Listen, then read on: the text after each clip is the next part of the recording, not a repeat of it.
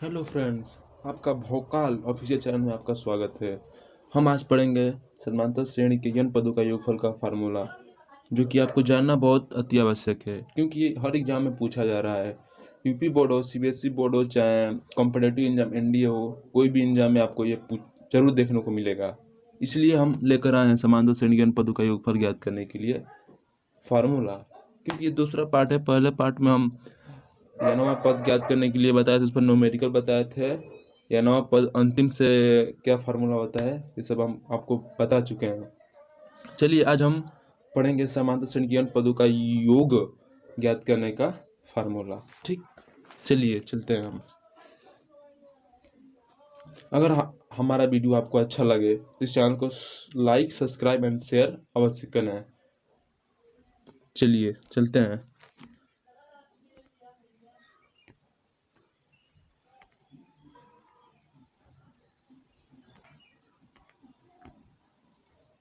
देखिए,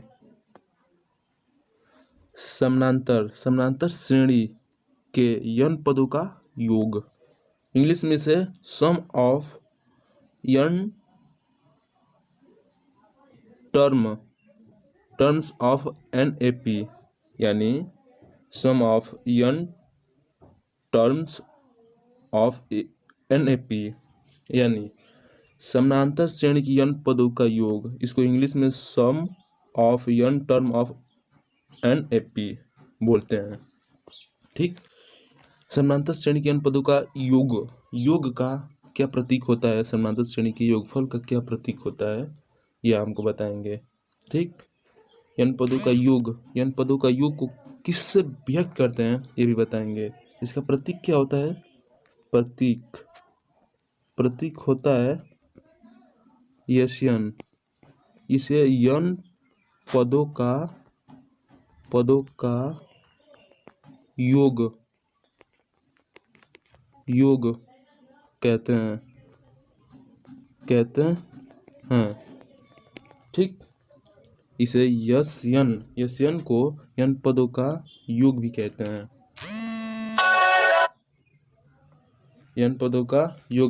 हैं। ठीक,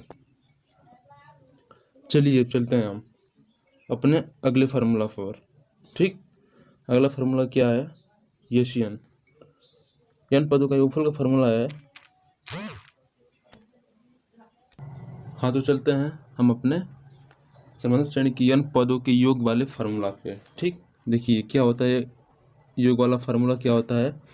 यन इजकल टू यन बाई 2 कोष्ठ में 2a प्लस यन माइनस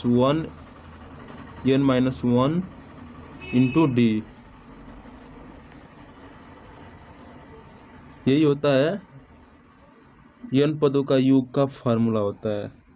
ठीक, जहाँ यन बराबर यन पदों का योग, यन पदों का योग है, ये यन बराबर यन पदों की संख्या, ये यन पदों की संख्या, 2 बराबर प्रथम पद, डी बराबर सार्वंतर। ठीक, समझ में आया आपको? चलिए लिख देते हैं इसको। लिख देते हैं यन इजकल टू यन पदों का योग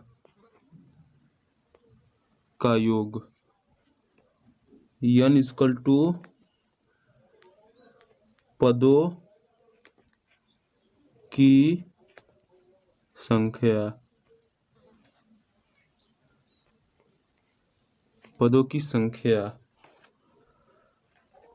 की संख्या, ठीक,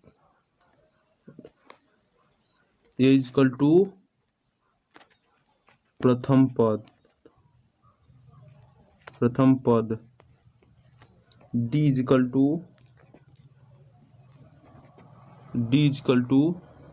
सार्वंतर,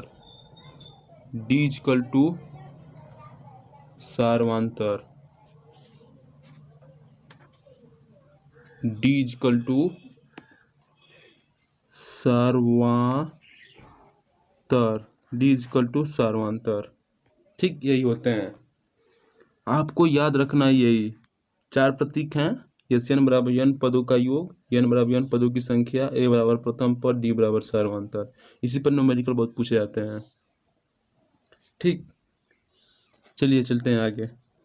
इसी फार्मूले पर हम एक न्यूमेरिकल हल करते हैं, क्योंकि बहुत आपको देखने में अच्छा लगेगा।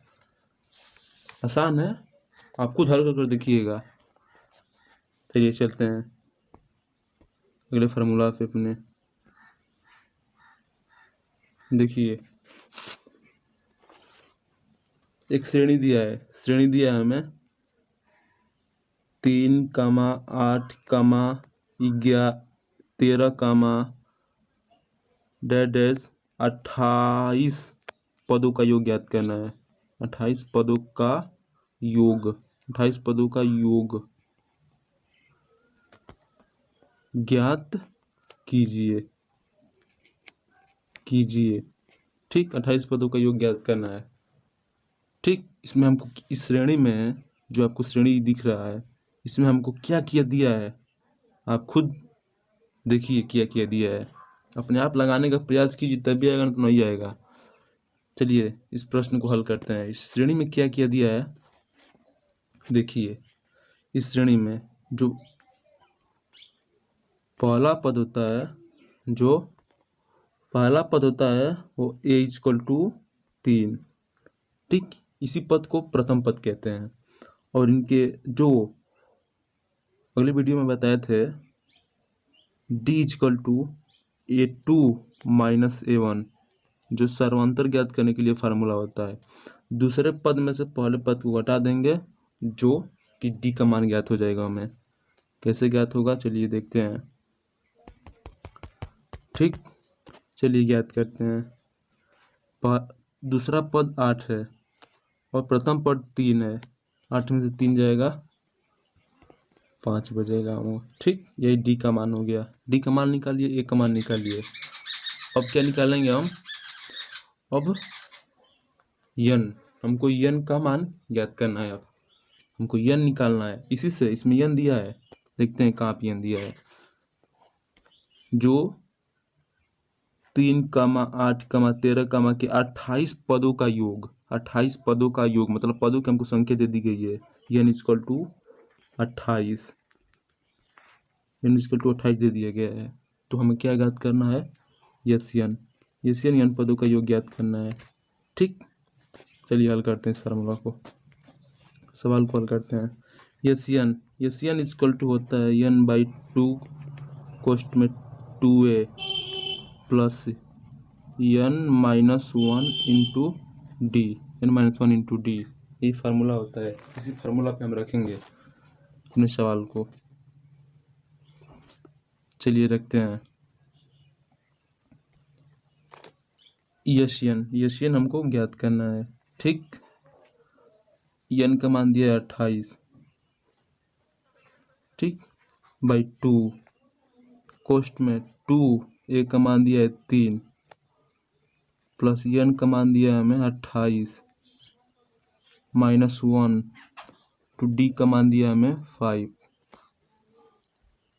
कोष्ठक बंद कर लेंगे। देखिए सभी को मैं रख दिया, सभी जिसका जिसका मान दिया है उस मान को मैं इस सूत्र में फिलअप कर दिया।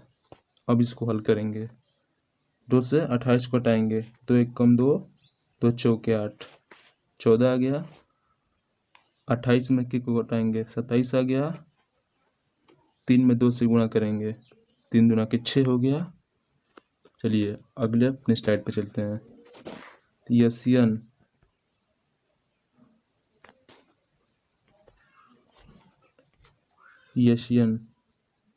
इज इक्वल टू 14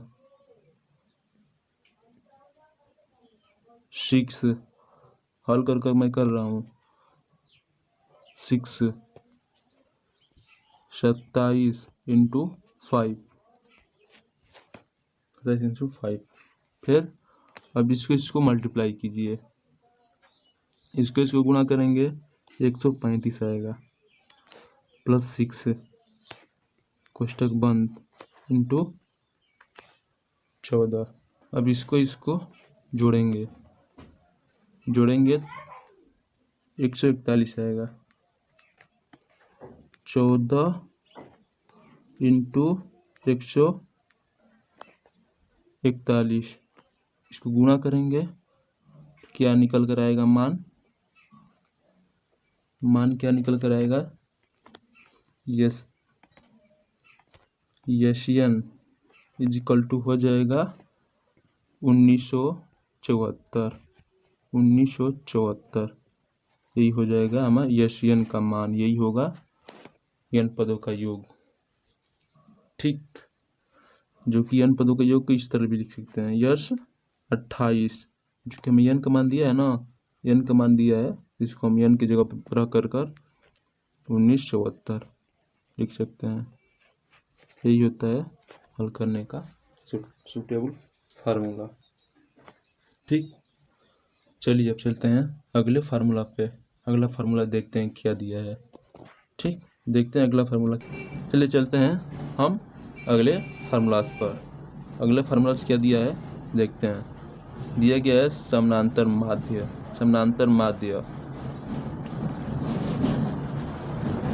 ठीक, अर्थमेटिक मीन्स दिया है, मीम्स, अर्थमेटिक मीम। ठीक, ये क्या होते हैं समानांतर माध्य? समानांतर माध्य क्या होते हैं उसको हम जानेंगे। ये होते क्या है समानांतर माध्य? चलिए आपको बताता हूँ। यदि किन्हीं 3 राशियाँ समानांतर श्रेणी में हो, जैसे ए कामा कैपिटल ए कामा बी समानांतर श्रेणी में हो, तो मध्य वाली राशि को शेष 2 राशियों का समानांतर माध्य कहते हैं। मध्य वाली राशियों को इन दोनों राशियों का समानांतर माध्य कहा जाता है। ठीक, समझ में आया आपको? समानांतर माध्य को हम ए से, कैपिटल ए से प्रदर्शित करते हैं। कैपिटल ए द्वारा व्यक्त करते हैं।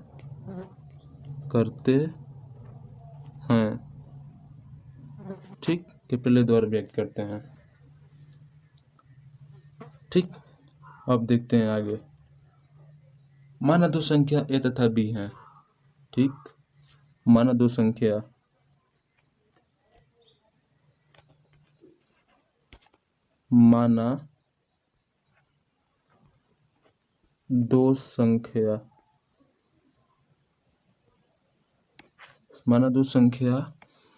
ए की स्मॉल ए तथा स्मॉल बी हैं। यदि इन संख्याओं के बीच में एक संख्या ए, कैपिटल ए बी, बीच में संख्या ए इस प्रकार हो कि ए कैपिटल ए स्मॉल बी समानांतर श्रेणी में हूँ, तो संख्या जो ए है वो स्मॉल ए स्मॉल बी का समानांतर माध्य कहलाता है। ठीक, समझ में आया आपको? चलिए चलते हैं इसके समानांतर माध्य के फार्मूलास पर। समानांतर माध्य की क्या फार्मूला होता है, चलिए देखते हैं। देखिए, यही होता है समानांतर माध्य। इसका फार्मूलास क्या होते हैं, चलिए हम देखते हैं इसका फार्मूला।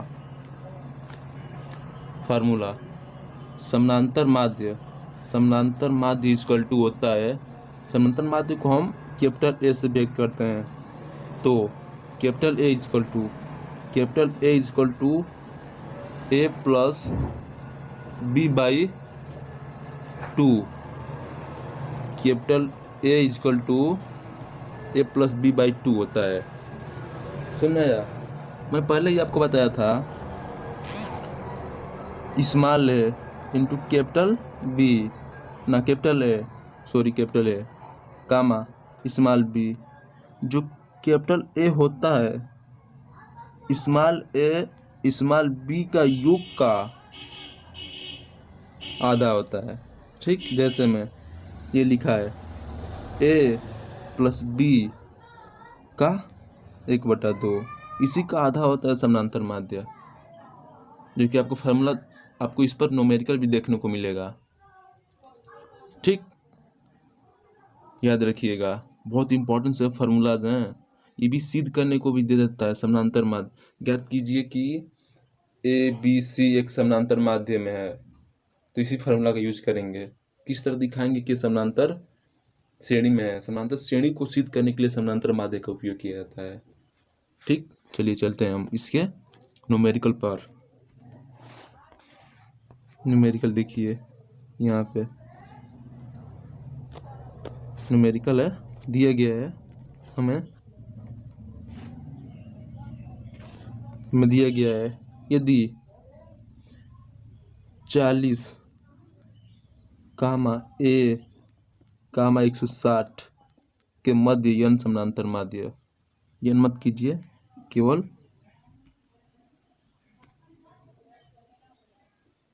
यन मत कीजिए, केवल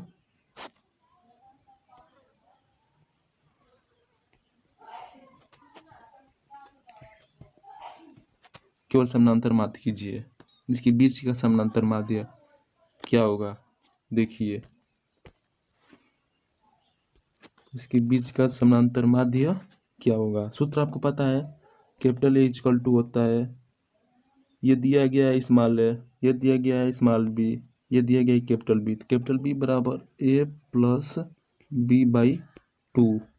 ठीक, इस पर रखिए, इस फार्मूले पर रखिए 40 प्लस 160/2। ठीक, जोड़िए क्या होता है, देखिए जोड़ते हैं हम, 40 160 मिलकर कितना होगा, 200 हो जाएगा। ठीक है, देखिए हल करते हैं इसको हम। ए इक्वल टू होता है 40 प्लस 160/2, ए इक्वल टू 200/2, कटेगा ए बराबर 100। यही होगा हमारा समानांतर माध्य। ठीक, शून्य है ये। ठीक, यही होगा हमारा समानांतर माध्य, जो कि आपको जानना बहुत अति आवश्यक है। आप इसको नहीं जाने, आप नहीं सिद्ध कर पाएंगे कि यह समानांतर श्रेणी, एक श्रेणी दिया गया होगा ए बी सी, इसको सिद्ध करना होगा कि यह समानांतर श्रेणी में है, तो इसी का प्रयोग करेंगे। समानांतर माध्य से ही समानांतर श्रेणी का प्रूफ किया जाता है। ठीक, चलिए इस न्यूमेरिकल को हल कर लीजिएगा आप भी। चलिए चलते हैं हम अगले। कुछ नियम है समानांतर श्रेणी के, उसको आपको जानना बहुत जरूरी है। ठीक, चलिए चलते हैं।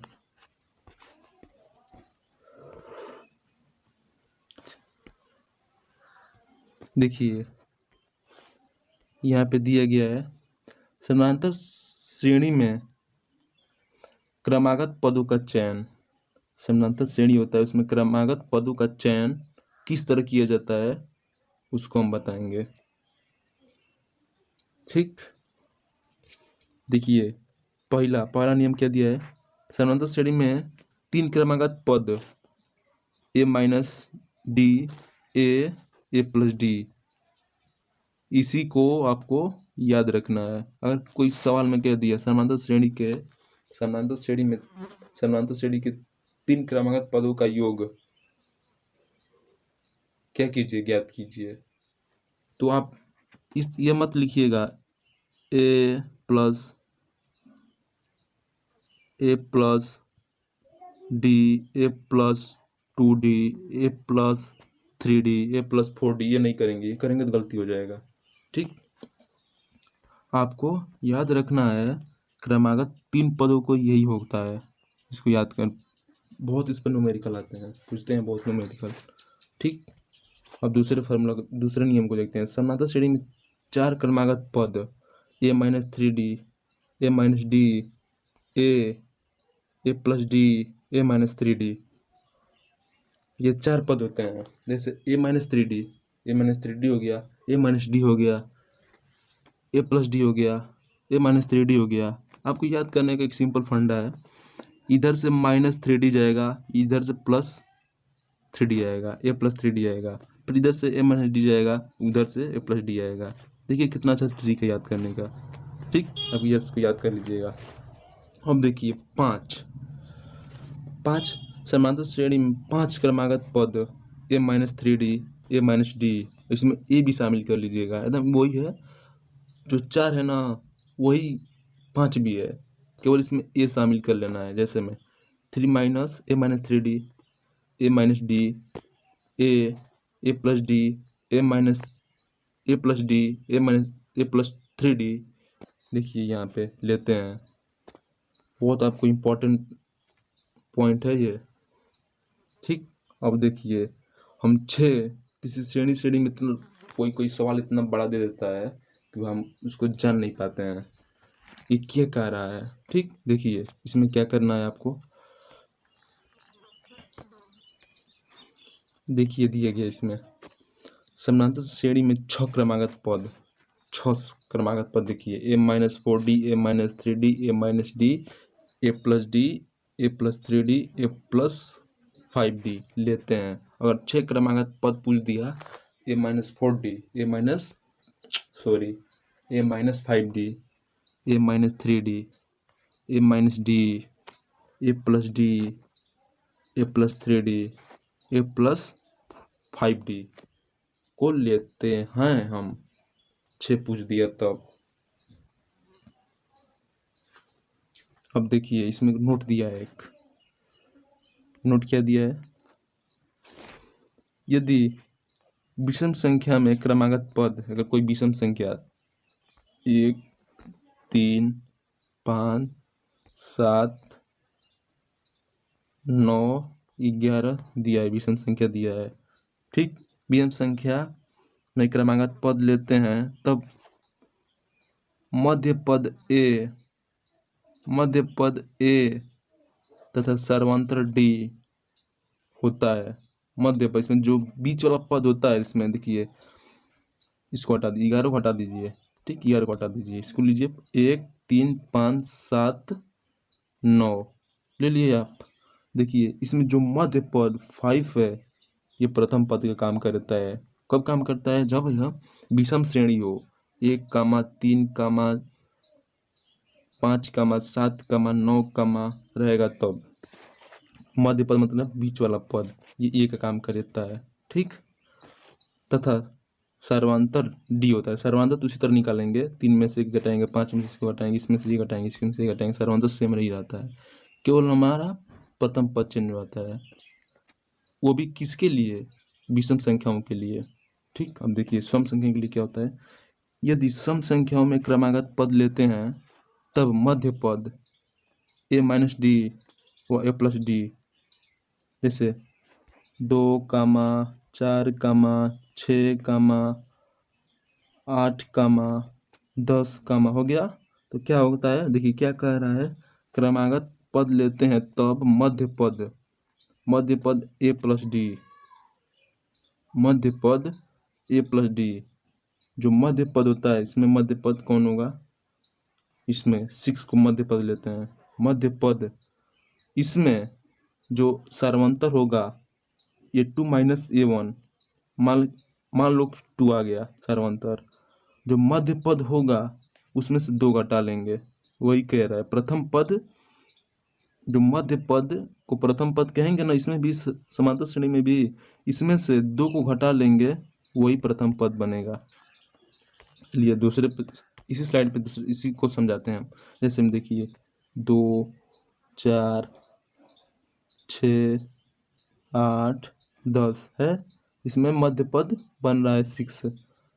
2 सर्वांतर क्या आ रहा है, 2 आ रहा है इसमें। तो मध्य पद, प्रथम मध्य पद को भी इसमें भी समांतर मतलब सम संख्या में भी मध्य पद को 6 ये भी होगा प्रथम पद। इसमें से जो सर्वांतर आएगा डी को घटा लेंगे, बचेगा 4। ठीक, इसी को हम मध्य पद 4 कहेंगे। ठीक, समझ में आया आपको। इसी को हम प्रथम पद में 4 को लेंगे और सर्वांतर 2 तो रहेगा ही नहीं, सर्वांतर 2 नहीं रहेगा, ये भी 2 गुना हो जाएगा। 2 गुणे सर्वांतर कितना आया 2, इसको गुना करेंगे, ये भी आ जाएगा 4। प्रथम पद 4, सर्वांतर 4।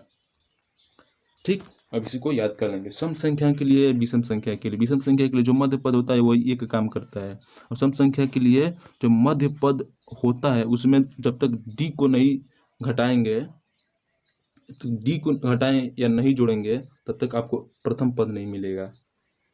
और इसमें सर्वांतर क्या होता है, सर्वांतर 2 गुना हो जाता है, सर्वांतर 2 गुना हो जाता है। देखिए 2 गुना हो जाता है। इसमें a2 माइनस a1 करेंगे, इसमें 2 आएगा, डी के जगह पर 2 रखेंगे, 2 गुणे 2 बराबर 4, 2 गुना हो गया ना। चलिए अभी अपना वीडियो यहीं पर समाप्त करते हैं। अब अगले वीडियो में हम लाएंगे गुरुत्तर श्रेणी। गुरुत्तर श्रेणी क्या होती है, इसका फार्मूला क्या होता है, इस पर न्यूमेरिकल कैसे पूछे जाते हैं, आपको बताएंगे। आपको ये मेरा वीडियो अच्छा लगे तो आप मेरे चैनल को सब्सक्राइब, लाइक, शेयर अवश्य करें। जय हिंद, जय भारत।